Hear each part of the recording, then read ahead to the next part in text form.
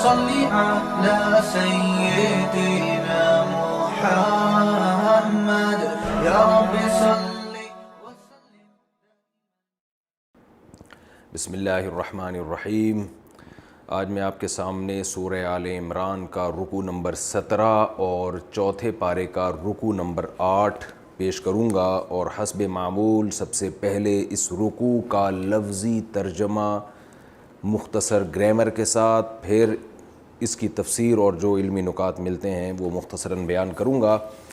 اعوذ باللہ من الشیطان الرجیم. بسم اللہ الرحمن الرحیم. یا ایہا الذین آمنوا لا تکونوا کالذین کفروا. یا ایہا الذین آمنوا، اے لوگو جو ایمان لائے ہو، لا تکونوا مت ہو جاؤ، کان یکونوا ہونا، کالذین کفروا ان لوگوں کی طرح جو کافر ہیں، وقالوا اور کہتے ہیں، لاخوانہم اپنے بھائیوں سے، اخ کی جمع اخوان آتی ہے، بھائیوں کو کہا جاتا ہے، اور اپنے بھائیوں سے کہتے ہیں اذا ضربوا فی الارض. کب کہتے ہیں؟ اذا ضربوا فی الارض، جب وہ زمین میں سفر کرتے ہیں. یعنی ان کے بھائی جب زمین میں، ضربہ یضربو کا معنی مارنا بھی ہوتا ہے، فی الارض کا معنی ہوتا ہے زمین میں سفر کرنا. جب وہ زمین میں سفر کرتے ہیں، او کانوا غزن یا جنگ کرتے ہیں. او کانو، او کا معنی یا، کانو کا معنی ہوتے ہیں وہ، غزن غازی کی جمع ہے، غزا یغزو، نصر ینصرو کی طرح، اس کا معنی لڑائی میں حصہ لینا، اور غازی کی جمع غزن آتی ہے. تو جب وہ لڑائی کرتے ہیں، جنگ میں حصہ لیتے ہیں، تو کیا کہتے ہیں کافر اپنے ان بھائیوں کے بارے میں؟ لو کانوا عندنا، اگر یہ ہمارے پاس ہوتے. کانو کا معنی اگر یہ ہوتے ہمارے پاس. کیا مطلب؟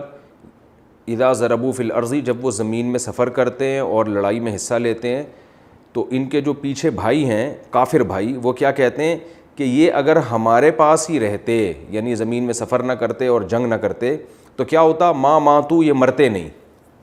ماتا یموتو کئی دفعہ آ چکا ہے مرنا. وما قتلوا، اور نہ یہ قتل کیے جاتے. لیجعل اللہ ذالک، تاکہ بنا دے اللہ اس بات کو. کس بات کو؟ یہ اس قسم کی باتوں کو، کہ کاش یہ ہمارے پاس ہوتے، کاش یہ میدان جنگ میں نہ جاتے تو نہ مرتے. اللہ چاہتا ہے کہ یہ والی بات کو اللہ بنا دے، حسرتاً فی قلوبہم، ان کے دلوں میں حسرت. یعنی اللہ ان کو اس بات کی اس لیے گویا توفیق دیتا ہے کہ تاکہ اللہ اس بات کو ان کے لیے حسرت بنا دے، سوچتے ہی رہیں کہ یار کاش یہ ہوتا تو یوں ہو جاتا. واللہ یحیی و یمیت، اور اللہ ہے جو زندگی بھی دیتا ہے. یحیی کا معنی احیا، یحیی اکرم یکرمو کی طرح، یمیت اموت یمویتو، اکرم یکرمو کی طرح، یمویتو کو یمیتو پڑھا جاتا ہے. اللہ ہی ہے جو حیات بھی دیتا ہے، موت بھی دیتا ہے. واللہ بما تعملون بصیر، اور جو کچھ تم کر رہے ہو اللہ اس سے باخبر ہے. وَلَئِن، واو کا معنی اور، لام تاکید کے لیے، ان کا معنی اگر. وَلَئِن قُتِلْتُمْ، اور اگر تم قتل کیے جاتے ہو، فی سبیل اللہ، اللہ کے راستے میں، اگر تم اللہ کے راستے میں قتل کر دیے گئے. او متم، یا ویسے ہی مر گئے. ماتا یموتو مرنا، موتم تھا ضربتم کی طرح پڑھا جاتا ہے متم. اور اگر تم ویسے ہی مر گئے، لمغفرۃ من اللہ، لام تاکید کے لیے، مغفرۃ من اللہ، اللہ کی طرف سے جو مغفرت ہے، ورحمۃ، اور رحمت ہے، خیر، وہ بہتر ہے، مما، اصل میں تھا من ما، اس چیز سے، ما وہ چیز، یجمعون جو یہ جمع کر رہے ہیں. یعنی جو یہ دنیا جمع کرنے ہیں نا، تو اگر اللہ کے راستے میں تم قتل کر دیے جاؤ یا مر جاؤ، تو جو کچھ یہ لوگ دنیا میں جمع کر رہے ہیں، یہ قتل اور موت اس سے بہتر ہے. وَلَئِن مُتُّمْ، اور اگر تم مر گئے، او قتلتم، یا تم قتل کر دیے گئے، لَإِلَى اللَّهِ، اصل میں تھا إِلَى اللَّهِ، اس کے شروع میں لام تاکید کے لیے، لَإِلَى اللَّهِ، یہ لا إِلَى اللَّهِ نہیں ہے، لَإِلَى اللَّهِ، اگر تم مر گئے یا قتل کر دیے گئے تو اللہ کی طرف تحشرون، تم لوٹائے جاؤ گے، تو اللہ ہی کی طرف تم لوٹائے جاؤ گے. فَبِمَا رَحْمَةٍ، ما یہاں زائد ہے، اس کا مطلب ہے فبی رحمتن، پس اللہ کی رحمت کی وجہ سے، من اللہ، اللہ کی طرف سے جو رحمت ہے اس کی وجہ سے، لنتا لہم، اے نبی آپ نرم پڑ گئے، لہم ان کے لیے، صحابہ کے لیے. لنتا اصل میں تھا لینتا، سمیعتا کی طرح، ضربتا کی طرح. لین نرم کو کہتے ہیں، لین کوئی بھی چیز لین ہوتی ہے، لانا یلینو سے نکلا ہے، لینا یلینو، ضربہ یضربو کی طرح. تو اس کا معنی ہوتا ہے نرم پڑ جانا. حروف لین بھی ہوتے ہیں نا, آپ نے تجوید میں سنا ہوگا. فبما رحمت من اللہ, پس اللہ کی رحمت تھی, لنت لہم کہ آپ ان کے لیے نرم پڑ گئے. ولو کنتا, اگر ہوتے آپ, فظن سخت, فظ کہتے ہیں سخت الفاظ والا, سخت اخلاق والا, اگر آپ ان کے لیے سخت بن جاتے, غلیظ القلبی, دل کے بھی سخت ہو جاتے, زبان کے بھی سخت اور دل کے بھی آپ سخت, غلیظ سختی کو کہتے ہیں. لنفضوا من حولک, اصل میں تھا لانفضوا, لام تاکید کے لیے, انفضوا, انصرفوا کی طرح, اکتسبوا کی طرح, انفضضوا اس کا معنی منتشر ہونا. لنفضوا من حولک, تو یہ آپ کے ارد گرد سے منتشر ہو جاتے. حول کہتے ہیں ارد گرد, آپ نے لفظ سنا ہوگا نا, ماحول بہت برا ہے, یہ لفظ عربی سے آیا ہے. ما حولہ, اس کا مطلب ہے ما وہ چیز, حولہ جو اس کے ارد گرد ہے, تو ماحول پھر وہ اردو میں آ کے لفظ بن گیا ماحول, یعنی ہر وہ چیز جو ہمارے ارد گرد ہے. وَلَوْ كُنْتَ فَظًّا غَلِيظَ الْقَلْبِ لَانفَضُّوا مِنْ حَوْلِكَ, اگر آپ سخت دل ہوتے اور سخت اخلاق والے ہو جاتے تو یہ آپ کے ارد گرد سے منتشر ہو جاتے. فَاعْفُ عَنْهُمْ, اصل میں تھا اعفو, عفا یعفو, نصر ینصرو کی طرح. فَاعْفُ, الف سائلنٹ ہو گیا, فَاعْفُ عَنْهُمْ, پس آپ ان کو معاف کریں. وَاسْتَغْفِرْ لَهُمْ, اور ان کے لیے استغفار کریں, یعنی اللہ سے بھی استغفار کریں. وَشَاوِرْهُمْ فِي الْأَمْرِ, شاورا یشاورو مشاورتاً, ایک دوسرے سے مشورہ لینا.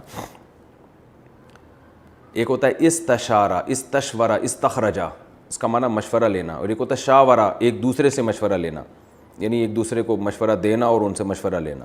وَشَاوِرْهُمْ فِي الْأَمْرِ, اور کسی بھی کام میں, الامر کہتے ہیں کوئی بھی کام میں, شاورہم, ان سے مشورہ لیں, ان کو مشورے میں شریک کریں. فَإِذَا عَزَمْتَ, پس جب عزمت, آپ عزم کر لیں, کوئی فیصلہ کر لیں, فَتَوَكَّلْ عَلَى اللَّهِ, تو اللہ پہ توکل کریں. اِنَّ اللَّهَ يُحِبُّ الْمُتَوَكِّلِينَ, بے شک اللہ تعالیٰ توکل کرنے والوں کو پسند کرتا ہے. اِن يَنْصُرْكُمُ اللَّهُ, ان کا معنی اگر, نصر ینصرو, مدد کرنا. اللہ فرما رہے ہیں اِن يَنْصُرْكُمُ اللَّهُ, اگر اللہ تمہاری مدد کرے, فلا غالب لکم, کوئی غالب آنے والا نہیں ہے, لکم تمہارے لیے, یعنی تم پر کوئی بھی غالب نہیں آ سکتا. وَإِن يَخْذُلْكُمْ خَذَلَ يَخْذُلُ, نصر ینصر کی طرح, خذلان کہتے ہیں رسوائی, اور اگر اللہ تمہیں رسوا کر دے, فَمَنْ ذَا الَّذِي, تو کون ہے, من کا معنی کون, فا کا معنی تو, فَمَنْ ذَا, کون ہے ایسا, ذا کا معنی یہ, کون ہے ایسا, الَّذِي, جو کہ يَنْصُرُكُمْ, تمہاری مدد کرے, مِن بَعْدِهِ, اللہ کے بعد, یعنی اللہ اگر تمہیں رسوا کر دے تو اللہ کے رسوا کرنے کے بعد کون ہے جو تمہاری مدد کرے. وَعَلَى اللَّهِ, اور اللہ ہی پر, فَلْيَتَوَكَّلْ, چاہیے کہ توکل کریں, الْمُؤْمِنُونَ, ایمان والے. فَلْيَتَوَكَّلْ اصل میں تھا لِيَتَوَكَّلْ, تو فَلِيَتَوَكَّلْ کو ملا کے پڑھتے ہیں تو فَلْيَتَوَكَّلْ بن جاتا ہے یہ. وَمَا كَانَ لِنَبِيٍّ, اور نہیں ہے لِنَبِيٍّ, کسی بھی نبی کے لیے یہ بات, أَن يَغُلَّ, کہ وہ خیانت کرے. مال غنیمت میں خیانت کو غلول کہا جاتا ہے, غلّ یغلو, نصر ینصر کی طرح, اصل میں تھا غلل یغللو, تو مال غنیمت میں جو خیانت ہوتی ہے اس کو کہا جاتا ہے. کسی نبی کے لیے یہ مناسب نہیں ہے, یہ ممکن نہیں ہے, ان یغل, کہ وہ مال غنیمت میں خیانت کرے. ومن یغلل, اور جو بھی مال غنیمت میں خیانت کرے گا, یأتی بما غلّ, آ جائے گا اس چیز کے ساتھ, غلہ جس کے ساتھ اس نے خیانت کی ہوگی, یعنی جو مال غنیمت میں کچھ خیانت کی ہوگی اسی کے ساتھ قیامت کے دن آئے گا, یوم القیامہ, قیامت کے دن. ثم توفا, پھر پورا پورا چکا دیا جائے گا, یہ کئی دفعہ یہ وفا کا لفظ آیا ہے, چکا دیا جائے گا, کل نفس, ہر نفس کو, ما, وہ چیزیں, کسبت, جو اس نے کمائی, جس نے جو کچھ کمائی کی ہوگی اس کو پورا پورا بدلہ اس کا دے دیا جائے گا, وہ چیزیں اس کو دے دی جائیں گی, یعنی وہ چیزوں سے مراد ان کا بدلہ. وَهُمْ لَا يُظْلَمُونَ, اور ان پر ظلم نہیں کیا جائے گا. أَفَمَنِ اتَّبَعَ, تو بھلا وہ شخص, اتبع رضوان اللہ, اصل میں تھا أَفَمَنْ اتَّبَعَ, ملا کے پڑھیں گے أَفَمَنِ اتَّبَعَ, الف سائلنٹ ہو گیا, تو بھلا وہ شخص, اتبع, جو اتباع کرتا ہے, رضوان اللہ, اللہ کی رضا کی, کا من, کیا یہ اس شخص کی طرح ہے, باء, جو لوٹا, باء یبوء, گزر چکا ہے, بسخط من اللہ, اللہ کی ناراضی کے ساتھ. سخت ناراضی کو کہتے ہیں۔ وَمَأْوَاهُ جَهَنَّمُ، اور اس کا ٹھکانہ بھی جہنم کی آگ ہو۔ یعنی بھلا وہ شخص جو اللہ کی رضا کو فالو کرتا ہے، کیا وہ اس کی طرح ہو سکتا ہے جو اللہ کی ناراضی لے کے لوٹے اور اس کا ٹھکانہ بھی جہنم ہو؟ وَبِئْسَ الْمَصِيرُ، اور کیا ہی برا ٹھکانہ ہے۔ مصیر کہتے ہیں لوٹنے کی جگہ۔ ہم درجات، یہ لوگ درجات ہیں، درجات کا مطلب درجات والے ہیں، یہ درجات والے ہیں اللہ کی نظر میں۔ واللہ بصیر بما یعملون، اور جو کچھ یہ کر رہے ہیں اللہ اس سے باخبر ہے۔ لقد من اللہ، تحقیق اللہ نے احسان کیا، علی المؤمنین، مومنین پر، اذ بعث فیہم رسولا، جب اس نے بھیجا ان میں ایک رسول کو، من انفسہم، انہی کی جنس میں سے، انہی کی ذاتوں میں سے، یعنی انسانوں میں سے ایک نبی کو انسان ہی بنا کے بھیجا۔ یتلو علیہم آیاتہ، جو ان پر تلاوت کرتا ہے اللہ کی آیات کو، ویزکیہم، اور ان کا تزکیہ کرتا ہے، وَيُعَلِّمُهُمُ الْكِتَابَ، اور ان کو کتاب سکھاتا ہے، والحکمہ، اور حکمت کی باتیں سکھاتا ہے، وَإِن كَانُوا مِن قَبْلُ، اور تھے یہ لوگ اس سے پہلے۔ دیکھیں ان جو ہے نا، ان کا معنی ہوتا ہے اگر، لیکن ان کے بعد اگر لام تاکید کا آ رہا ہو تو یہ اگر کے معنی میں نہیں ہوتا، پھر یہ انا کے معنی میں ہوتا ہے۔ جیسے یہاں آ رہا ہے وَإِن كَانُوا مِن قَبْلُ لَفِي، فی کے اوپر لام داخل ہے، لفی، تو فی کے اوپر جو لام داخل ہے نا یہ تاکید کے لیے، تو یہ تاکید کا لفظ بتا رہا ہے کہ شروع میں جو ان ہے یہ انا کے معنی میں ہے۔ تو وَإِن كَانُوا مِن قَبْلُ، اور بے شک یہ لوگ تھے اس سے پہلے، لفی ضلال مبین، کھلی ہوئی گمراہی میں، نبی کے آنے سے پہلے یہ لوگ کھلی ہوئی گمراہی میں پڑے ہوئے تھے۔ اولما، آ کا معنی کیا، ولما واو کا معنی اور، لما کا معنی جب، اور کیا جب، اصابتکم مصیبتن، پہنچ گئی تمہیں ایک مصیبت، قد اصبتم، جب کہ پہنچا تو چکے تھے تم، اصابہ یصیبو کا معنی پہنچانا، پہنچنا بھی ہے اس کا معنی اور پہنچانا بھی ہے۔ قد اصبتم، تحقیق پہنچا چکے تھے تم، اصوبتم تھا اکرمتم کی طرح، مثلیہا، اصل میں تھا مثلین، ایک ہوتا ہے مثل کا معنی، مثل کا معنی اس جیسا، مثلین کا معنی اس جیسے دو، تثنیہ ہو جائے گا نا، تو قد اصبتم، تحقیق پہنچا چکے تھے تم، مثلیہا، اس جیسی دو مصیبتیں، یعنی ایک مصیبت تمہیں جب پہنچی ہے اس حال میں پہنچی ہے کہ تم اس سے ڈبل مصیبت پہنچا چکے تھے۔ تفسیر میں انشاءاللہ اس کا مفہوم بتاؤں گا۔ قلتم، تو تم پوچھتے ہو، انا ھذا، یہ والی مصیبت کہاں سے آ گئی، انا ھذا، انا کا معنی کہاں سے، ھذا یہ کہاں سے آ گئی بھئی یہ، قل، اے نبی کہہ دیجئے، ہوا، یہ جو مصیبت آئی ہے تمہیں، مراد اس سے وہی غزوہ احد کی جو پریشانی تھی، ہوا من عند انفسکم، یہ مصیبت آئی ہے من عند انفسکم، تمہارے اپنے ہی نفسوں کی طرف سے، ان اللہ علی کل شیء قدیر، بے شک اللہ تعالیٰ ہر چیز پر قدرت رکھتا ہے۔ وما اصابکم، اور جو بھی تمہیں مصیبت پہنچی ہے، یوما، اس دن، التقى الجمعان، جس دن دو جماعتوں کی آپس میں ملاقات ہوئی تھی غزوہ احد میں، فبإذن اللہ، تو اللہ کے حکم سے مصیبت پہنچی ہے، اور اس لیے لیعلم المؤمنین، تاکہ اللہ جان لے مومنین کو، وَلِيَعْلَمَ الَّذِينَ نَافَقُوا، اور اللہ ان لوگوں کو بھی جان لے جو منافق ہیں، نافقہ ینافق منافقتاً، نفاق کرنا، تو نافقو زاربو کی طرح، جنہوں نے نفاق کیا ان کو بھی اللہ جان لے۔ وَقِيلَ لَهُمْ، اور ان منافقوں سے کہا گیا تھا، وَقِيلَ، اور کہا گیا، لَهُمْ، ان منافقوں سے، تعالوا، آؤ، جب نبی میدان جنگ سے مدینہ سے نکل رہے تھے نا احد میں لڑائی کے لیے، اس وقت کہا گیا تھا تعالوا، آؤ، تعالوا جب کسی کو عزت کے ساتھ بلایا جاتا ہے نا تو پھر کہا جاتا ہے تعالوا، عربی میں تعال واحد کے لیے، تعالوا جمع کے لیے، تعالوا، آؤ ہمارے ساتھ، قاتلوا فی سبیل اللہ، اللہ کی راہ میں لڑو، قاتل یقاتل مقاتلۃ، لڑنا، قاتل لڑ، قاتلوا لڑو، او ادفعوا، اصل میں تھا او ادفعوا، الف سائلنٹ ہوا، ملا کے پڑھتے ہیں، او ادفعوا کو ملا کے پڑھتے ہیں او ادفعوا، یا دفع کرو، دفع کا مطلب یہ ہوتا ہے تم نہیں لڑ سکتے تو کم از کم اتنا کر لو کہ جب وہ حملہ کریں گے تو ان کے حملے میں بجائے ان پہ بڑھ چڑھ کے حملہ کرنے کا صرف ڈیفنس کے کام آ جاؤ، ہمارے ڈیفنس کے، ادفعوا کا معنی کہ ان پہ حملہ مت کرو، بس دفاع کے لیے تیار رہو تم، یعنی ہمارے ڈیفنس کے لیے آ جاؤ، ہم یہ نہیں کہہ رہے کہ ان پر حملہ کرو، ادفعوا کا یہ مطلب ہے۔ تفسیر میں مزید تفصیل بتاؤں گا انشاءاللہ. قالوا تو یہ منافق جواب میں کہنے لگے لو نعلم قتالا اگر ہم جانتے قتال.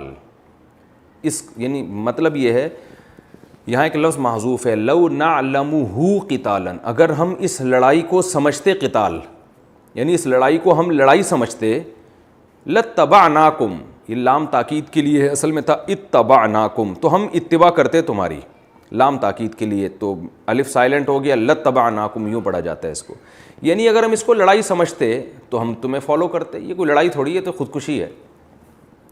ہم للکفری اللہ فرماتے ہیں یہ منافقین اس دن یومئذ جس دن یہ بات کہہ رہے تھے للکفری یہ لوگ کفر کے لیے اقرب زیادہ قریب ہیں منہم اپنے آپ سے للایمان ایمان کے لیے.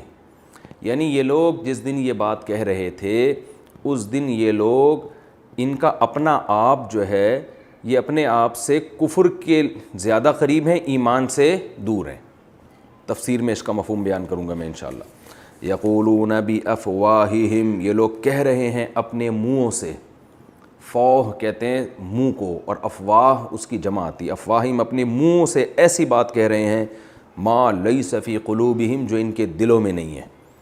واللہ اعلم بما یکتمون اللہ زیادہ جانتا ہے بما ان باتوں کو یکتمون جو یہ چھپا رہے ہیں. کتم سے نکلا ہے چھپانا.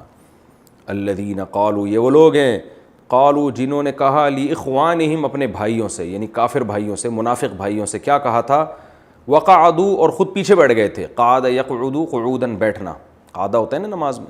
خود پیچھے بیٹھ گئے تھے اور اپنے بھائیوں سے کہ قالوا لاخوانہم اپنے بھائیوں سے کہنے لگے. سے کا مطلب ہے بھائیوں کے بارے میں کہنے لگے. لاخوانہم کیا کہنے لگے لو اطاعونا اگر یہ اطاعت کرتے ہماری.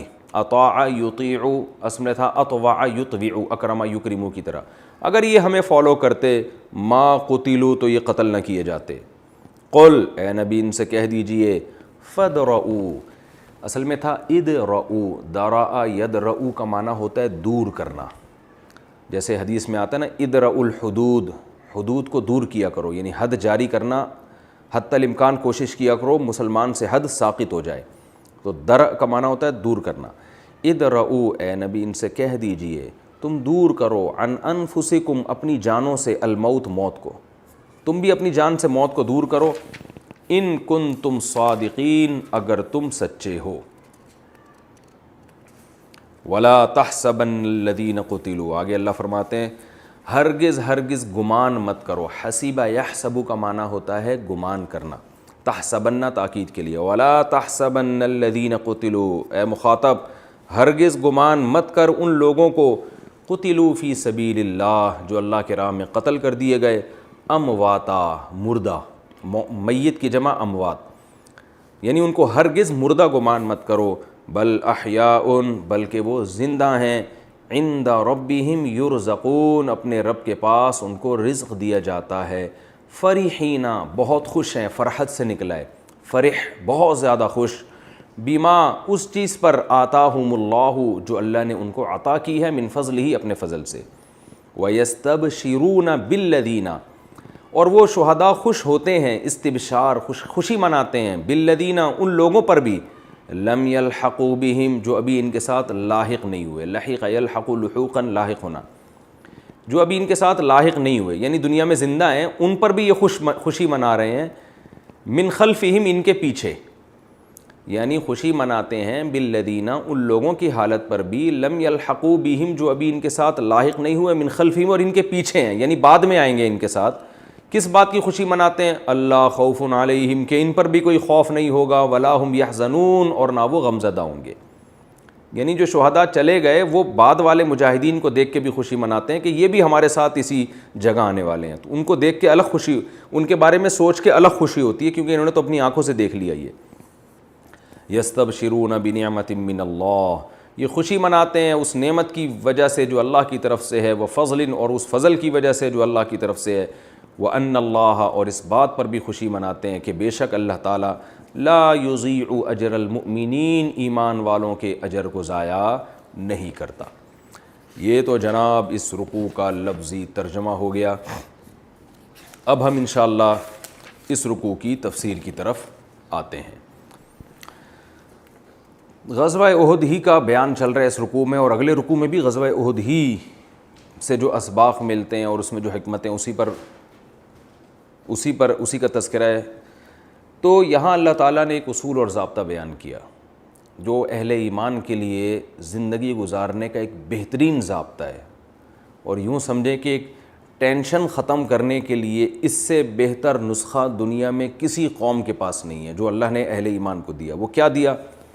غزوہ احد میں صحابہ شہید ہوئے، بہت سارے پریشان، یہی باتیں کہ یوں کر لیتے تو یوں ہو جاتا، نبی کے مشورے پر عمل ہم نے کر لیا تو ہم مدینہ سے باہر نکل کے نہ لڑتے اور دفاع میں رہتے تو یہ کچھ نہ ہوتا۔ اسی طرح کی باتیں چل رہی ہیں، یہ نقصان وہ نقصان، یوں کر لیتے تو ایسا ہوتا، یوں کر لیتے تو ایسا ہوتا، جیسے کہ ہوتا ہے جب کوئی مصیبت آتی ہے تو پھر ہزاروں تبصرے ہوتے ہیں۔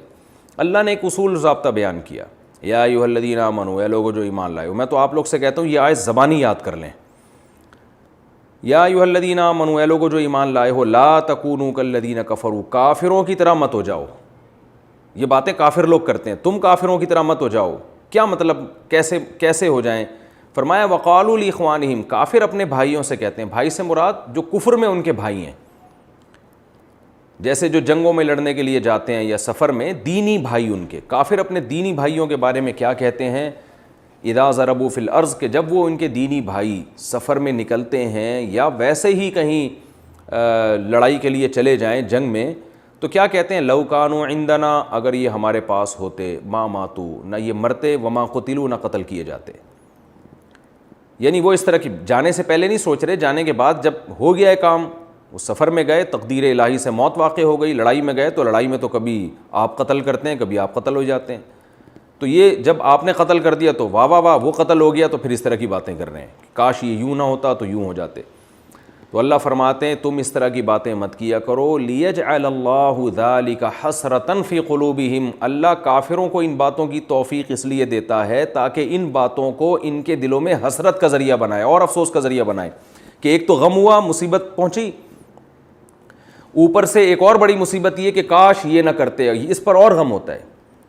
جیسے آپ نے کہیں سفر کیا اور اللہ نہ کرے جہاز کریش ہو گیا، آپ کے کسی ریلیٹیو نے سفر کیا، اب آپ یہی بیٹھ کے سوچتے نا یار میں اس کو منع کر رہا تھا ٹرین سے جاؤ، بس سے نہ جاؤ، میں تو منع کر رہا تھا، سمجھا رہا تھا، پھر بھی وہ بس جہاز سے گیا، اور کاش نہ جاتا، ٹرین سے چلا جاتا، عین وقت پہ اس نے ارادہ تبدیل کیا۔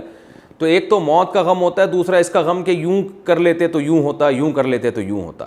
تو اللہ نے فرمایا ایسا مت کیا کرو، واللہ یحیی و یمیت، اللہ ہے جو موت بھی دیتا ہے اور زندگی بھی دیتا ہے۔ یہ اللہ کے کام ہے، کسی کو سفر میں لے جا کے مارے گا، کسی کو میدان جنگ میں لے جا کے مارے گا، کسی کو جہاز میں بٹھا کے مارے گا، کسی کو ٹرین میں بٹھا کے مارے گا، کوئی ٹرک کے نیچے آ کے مرے گا، کوئی کورونا سے مرے گا۔ چھوڑ دو، یہ اللہ کے کام ہے، تمہارے سوچنے کے کام نہیں ہے۔ تم نے گراؤنڈ ریئلٹی کو سامنے رکھ کر وقت پر جو فیصلہ کیا بس وہ فیصلہ کرو، تم آگے رزلٹ کیا نکل رہا ہے یہ اللہ پہ چھوڑ دو۔ واللہ بما تعملون بصیر، جو کچھ تم کر رہے ہو اللہ اس سے باخبر ہے۔ کتنا بہترین اللہ نے ایک نسخہ بیان کیا۔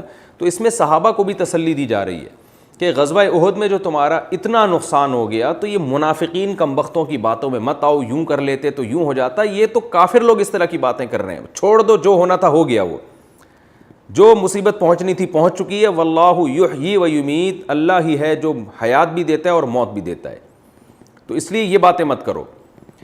آگے اللہ فرماتے ہیں وَلَئِن قُتِلْتُمْ فِي سَبِيلِ اللَّهِ، اور کافر پہ تو چلو وہ جب لڑائی کے لیے گیا ہے وہ تو شیطان کے راستے میں لڑ رہا ہے، اور تم تو اللہ کے راستے میں لڑتے ہوئے شہید ہوئے ہو، تم پہ تو ویسے بھی یہ باتیں سوٹ نہیں کرتی۔ کیوں؟ وَلَئِن قُتِلْتُمْ فِي سَبِيلِ اللَّهِ، کہ اگر تم قتل کر دیے جاؤ اللہ کے راستے میں، او متم، یا ویسے ہی تمہاری اللہ کے راستے میں طبعی موت آ جائے، لمغفرۃ من اللہ، تو اللہ کی طرف سے جو تمہیں مغفرت ملے گی، ورحمۃ، اور رحمت ملے گی، خیر مما یجمعون، وہ بہتر ہے ان دنیا کی نعمتوں سے جو یہ لوگ جمع کر رہے ہیں۔ یعنی مسلمان تو اس لحاظ سے بھی نہیں کہہ سکتا کہ بھئی کاش زندہ رہتے، اس لیے کہ ان کو تو شہادت اور موت کے بعد جو کچھ مل رہا ہے وہ تمہارے گاڑی بنگلوں سے 1000 گنا بہتر ہے، تمہیں تو ویسے بھی یہ افسوس کرنے کی اجازت نہیں ہے۔ تو خلاصہ کیا نکلا کہ ایک تو تقدیر کا عقیدہ تم نے سوچ کے ہر غم میں سکون حاصل کرنا ہے، کام کرنے سے پہلے 100 دفعہ سوچنا ہے، جب کام ہو گیا تو اس کا جو بھی رزلٹ نکلے، چاہے وہ تمہاری غلطی پہ ہی نکلے، تو غلطی کی اصلاح تو آگے کے لیے کرنی ہے، مگر اس غلطی پہ رونے دھونا نہیں ہے کہ ہمیشہ کے لیے روتے ہی رہو اس پہ بیٹھ کے. بس توبہ کر لی، استغفار کر لی، اب آگے کے لیے سوچو، یہ سوچو یہ مقدر میں تھا اور ہو گیا، ایسا ہی ہونا تھا، ہماری تقدیر میں ایسا ہی لکھا ہوا تھا. یہاں تک علماء نے لکھا ہے کہ اگر آپ سے کوئی گناہ ہو جائے، آپ اچھی طرح اللہ سے گڑ گڑا کے توبہ کر لیں اس سے، لیکن شیطان کیا کرتا ہے، بار بار پھر آپ کو یہ کہتا ہے کہ دیکھو تم سے تو گناہ ہو گیا تھا، تم تو نیک بن نہیں سکتے، تم سے تو یہ ہو گیا تھا. تو علماء نے یہاں تک لکھا ہے کہ ایسے موقع پہ شیطان کو خاموش کرانے کے لیے یہ کہنا جائز ہے کہ بھائی میری تقدیر میں گناہ لکھا تھا، مجھ سے تو ہونا ہی تھا، وہ بس چپ کر جا، مجھے آگے کام کرنے دے. ورنہ شیطان کیا کرتا ہے، بار بار یار دیکھو تم سے ہو گیا تھا نا گناہ، پتہ نہیں سچی توبہ ہوئی بھی ہے کہ نہیں ہوئی ہے، اور گناہ تم سے ہو گیا تو ہو سکتا ہے دوبارہ بھی ہو جائے، ہو سکتا ہے تیسری دفعہ بھی ہو جائے. تو شیطان نا عمل سے روکتا ہے. تو آپ کی ذمہ داری تھی، اللہ نہ کرے اگر گناہ ہو گیا آپ سے، آپ نے سچے دل سے توبہ کر لی تو آپ کی ذمہ داری پوری ہو گئی. اب اگر شیطان بار بار آ کے ورغلا رہا ہے اور عمل سے مایوس کر رہا ہے آپ کو، تو آپ شیطان کو خاموش کرا دیں یہ کہہ کے بھائی میری تقدیر میں لکھا ہوا تھا، ختم، جو ہونا تھا وہ ہو گیا، مجھے آگے کا دیکھنا ہے کیا کرنا ہے میں. تو اس طرح سے صحابہ کو بھی یہ بتایا جا رہا ہے کہ منافقین کا چونکہ پروپیگنڈا بہت ہو رہا تھا، اس لیے قرآن اس ٹاپک کو بہت طول دے رہا ہے، کیونکہ ان کا پروپیگنڈا بہت طویل تھا. تو بار بار آیتیں اس حساب سے نازل ہو رہی تھی، کیونکہ وہ مسلسل یہ پروپیگنڈا کر رہے تھے، یوں کر لیتے تو یوں ہوتا، جیسے بعض لوگ کرتے ہیں نا فسادی. تو قرآن بھی بار بار آیتیں نازل کر کے صحابہ کو تسلی دے رہا ہے. تو قرآن کہہ رہا ہے کہ تم اس طرح کی باتیں مت کیا کرو، اور یہ تو اللہ ان کے دلوں میں حسرت کا ذریعہ بنانے کے لیے، تبھی کافر اور نافرمان لوگ جلدی ڈپریشن میں، اسٹریس میں جاتے ہیں. مسلمان تقدیر پر ایمان کر کے صبر کرتا ہے. تو اللہ فرما رہے ہیں وَلَئِن قُتِلْتُمْ فِي سَبِيلِ اللَّهِ، اگر تم اللہ کے راہ میں قتل کر دیے گئے، او متم، یا تمہاری موت واقع ہو گئی، تو کیا ہو گیا بھائی، لَمَغْفِرَةٌ مِّنَ اللَّهِ وَرَحْمَةٌ، جو اللہ کی طرف سے مغفرت اور رحمت ملے گی وہ اس دنیا سے کروڑا گنا بہتر ہے. دوسری بات یہ کہ اگر وہ رحمت اور مغفرت نہ بھی ملتی، ویسے ہی تمہاری موت ہو جائے، جہاد میں نہ ہو، ویسے ہی مر جاؤ، تو ہوگا کیا، تم بالآخر لوٹ کر تو سب نے اللہ ہی کی طرف جانا ہے نا. تو اللہ تمہارے اعمال کا حساب دے گا، اچھے اعمال کیے ہوں گے اچھا بدلہ، برے اعمال کیے ہوں گے برا بدلہ. تو اعمال کو زیادہ فوکس کرو، اس کو زیادہ فوکس نہ کرو کہ کون کب مرا اور کون کب پیدا ہوا، ان چیزوں کو زیادہ اہمیت مت دو. آگے اسی کا مضمون ہے وَلَئِن مُتُّمْ أَوْ قُتِلْتُمْ، فرمایا اگر تم مر بھی گئے یا تم قتل کر دیے گئے، لَإِلَى اللَّهِ تُحْشَرُونَ، تم مر کے مٹی ہو کے ختم تھوڑی ہو رہے ہو، تم نے تو لوٹ کر اللہ ہی کی طرف جمع ہونا ہے. تو اللہ تمہارے اعمال کا تمہیں حساب و کتاب دے گا، فنا نہیں ہو جاتے مر کے. تو عمل کو فوکس کرو. آگے اللہ نے اپنے حبیب صلی اللہ علیہ وسلم کی تعریف کی، کیونکہ صحابہ کرام کو جب شکست ہوئی اور وہ میدان میں بہت سے حضرات فرار ہوئے، تو نبی صلی اللہ علیہ وسلم جب ان کے پاس گئے تو صحابہ کرام شرمندہ تھے کہ ہمیں نبی صلی اللہ علیہ وسلم ڈانٹ پلائیں گے اور ہمیں تنبیہ کریں گے. اس کا نقصان یہ ہو سکتا تھا جیسے کہ قرآن کہہ رہا ہے کہ ایک تو انہوں نے اتنی قربانیاں دیں، اپنے لوگ شہید کروائے، اور ایک ظاہر ہے جنگ میں بعض دفعہ دشمن غالب آ جاتا ہے تو ان کے حوصلے پست ہو سکتے تھے اور وہ نبی کے گرد سے جو ہے نا منتشر ہو سکتے تھے. تو اس لیے اللہ نے فرمایا کہ فَبِمَا رَحْمَةٍ مِّنَ اللَّهِ، اللہ کی ایک رحمت تھی، لِنْتَ لَهُمْ، کہ اے نبی آپ ان کے لیے نرم پڑ گئے. یعنی اللہ نے بھی آپ کے دل کو بھی تھام لیا، اللہ نے آپ کو رحمت کی توفیق دی، سختی سے اللہ نے آپ کو بچا لیا، کیونکہ ہر نیکی اللہ کی توفیق سے ہوتی ہے. تو نبی کی ایک نیکی تھی کہ آپ اپنے اصحاب اور اپنے ماتحتوں کو آپ نے بجائے ان کو رسوا کرنے کے، ان کو تانے دینے کے، آپ نے ان کو حوصلہ دینا شروع کر دیا. وہ حوصلہ کیا تھا؟ صحیح حدیث میں آتا ہے کہ کسی نے یہ کہا کہ یہ لوگ تو فرار ہونے والے ہیں، بھاگنے والے ہیں، ہم لوگ تو فرار ہونے والے ہیں. آپ نے فرمایا نہ نہ نہ، تم فرار ہونے والے لوگ نہیں ہو، تم تو پلٹ کے حملہ کرنے والے لوگ ہو، تم فرار ہونے والے نہیں ہو. تو آپ صلی اللہ علیہ وسلم نے ان کی حوصلہ افزائی کی. تو اللہ فرماتے ہیں اللہ کی رحمت تھی کہ آپ ان کے لیے نرم پڑ گئے، یعنی اللہ نے اپنی رحمت سے آپ کو نرمی کی توفیق دی. وَلَوْ كُنْتَ فَظًّا غَلِيظَ الْقَلْبِ، اگر آپ اس وقت سخت زبان اور سخت دل ہو جاتے، لَانفَضُّوا مِنْ حَوْلِكَ، تو یہ آپ کے ارد گرد سے بکھر جاتے. فَاعْفُ عَنْهُمْ، پس آپ ان کو معاف کریں، جو ان سے کوتاہی ہوئی ان کو آپ معاف کریں. وَاسْتَغْفِرْ لَهُمْ، چونکہ آپ کی بھی کوتاہی ہوئی ہے کہ آپ پکار رہے تھے، یہ آ نہیں رہے تھے، تو اس لیے آپ بھی معاف کریں اور اللہ سے بھی ان کے لیے استغفار کریں. اللہ نے تو ویسے پچھلی آیتوں میں اعلان کر دیا کہ میں نے معاف کر دیا ہے، تو استغفار کی اب ضرورت نہیں ہے، لیکن آپ کے استغفار سے ان کے دل میں یہ ایک خیال پیدا ہوگا کہ نبی بھی ہمارے لیے اللہ سے معافی طلب کر رہے ہیں، تو ان کے دل میں اور آپ کی محبت بڑھے گی. واستغفر لہم, اور ان کو آپ ان کے لیے استغفار بھی کریں.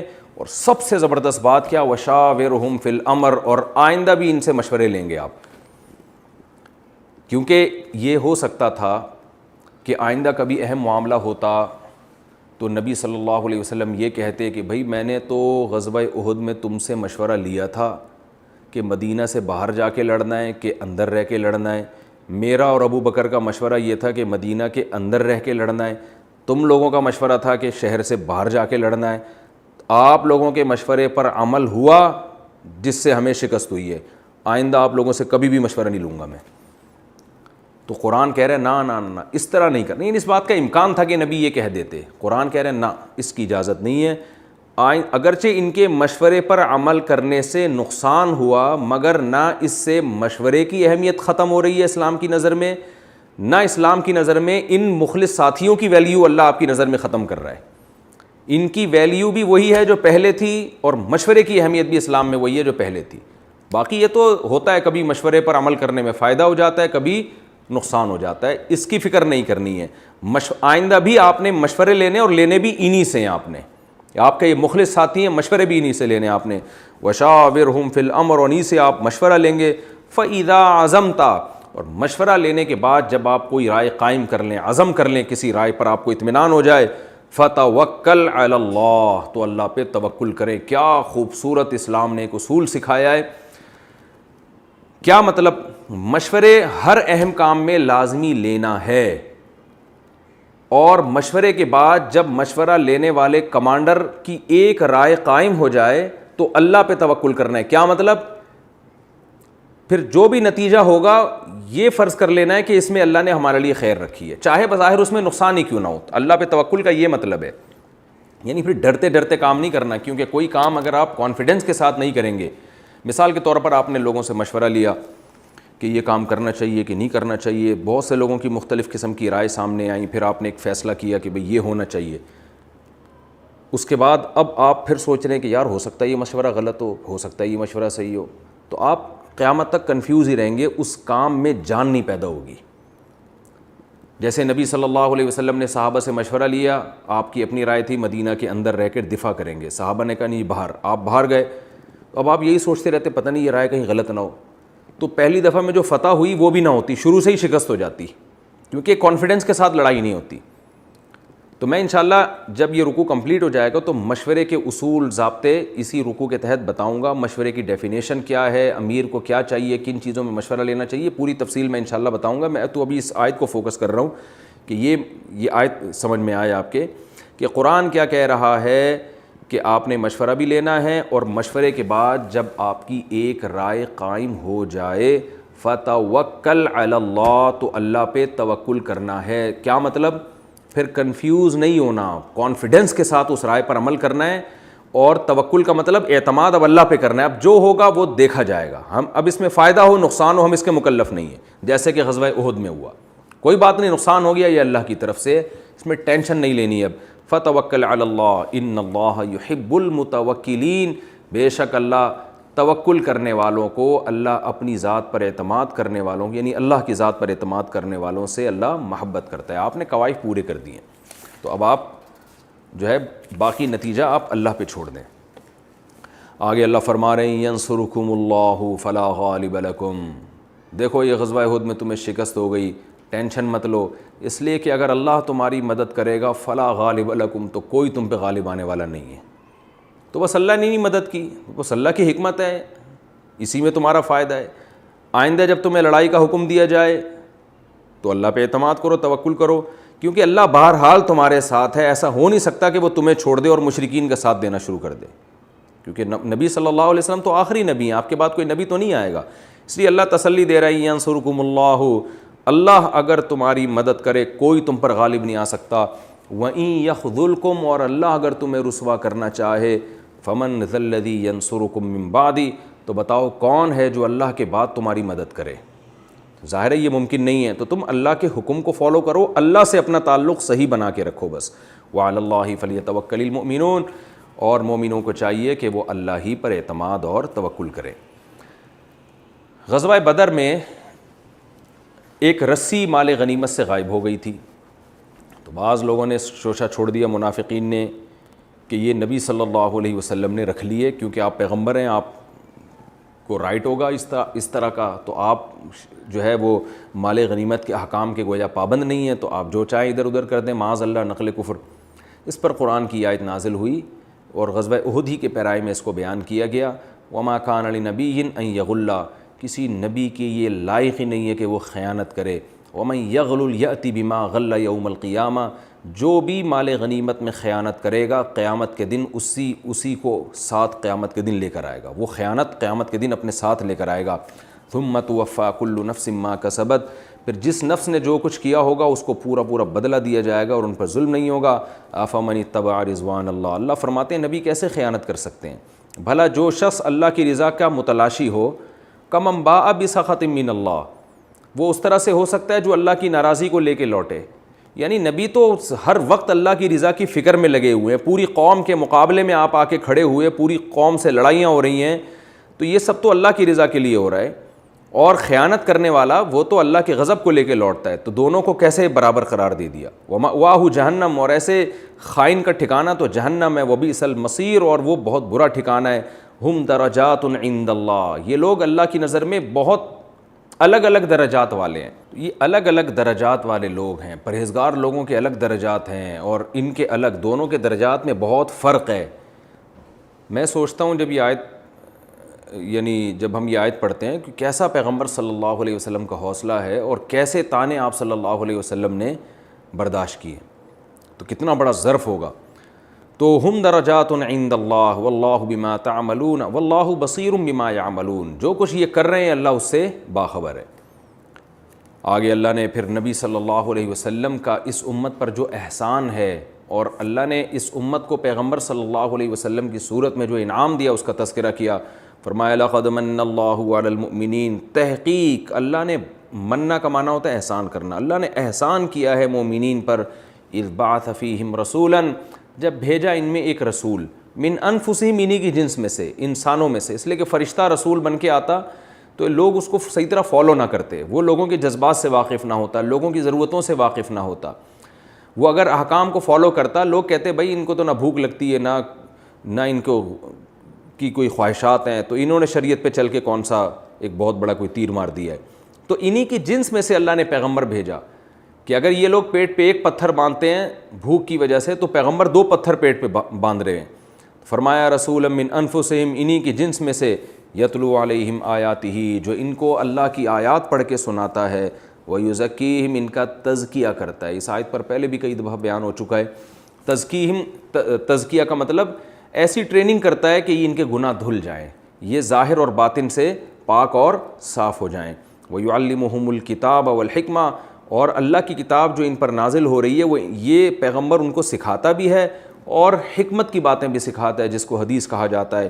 وَإِن كَانُوا مِن قَبْلُ لَفِي ضَلَالٍ مُبِينٍ، اور اس سے پہلے یہ لوگ کھلی ہوئی گمراہی میں پڑے ہوئے تھے۔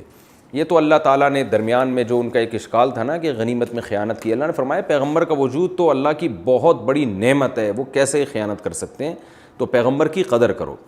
دوبارہ اسی مضمون کی طرف لوٹا جا رہا ہے، وہی منافقین کا پروپیگنڈا، یہ ہو گیا یوں ہو گیا، تو بعض مخلص صحابہ بھی اس پروپیگنڈے میں آ جاتے تھے کہ اللہ نے تو وعدہ کیا ہے کہ بھی فتح اور نصرت کا، تو قرآن کہہ رہا ہے اولما اصابتکم مصیبۃ، بھلا بتاؤ جب تمہیں ایک مصیبت پہنچی، غزوہ احد میں تمہارے ساتھی شہید ہوئے، قد اصبتم مثلیہا، جب کہ تم اس سے ڈبل مصیبت پہلے پہنچا چکے ہو بدر میں ان کے 70 تم نے مار دیے تھے اور 70 قید کر لیے تھے، تو یہ ڈبل ہو گئی نا، جو قید ہوئے وہ بھی تو حقیقت میں ایک قسم کے مردہ ہی ہو گئے، اب وہ تم سے لڑنے کے قابل نہیں ہیں، تو تم نے ڈبل مصیبت ان کو بدر میں پہنچائی تھی، تو اللہ کی مدد سے ہی پہنچائی تھی۔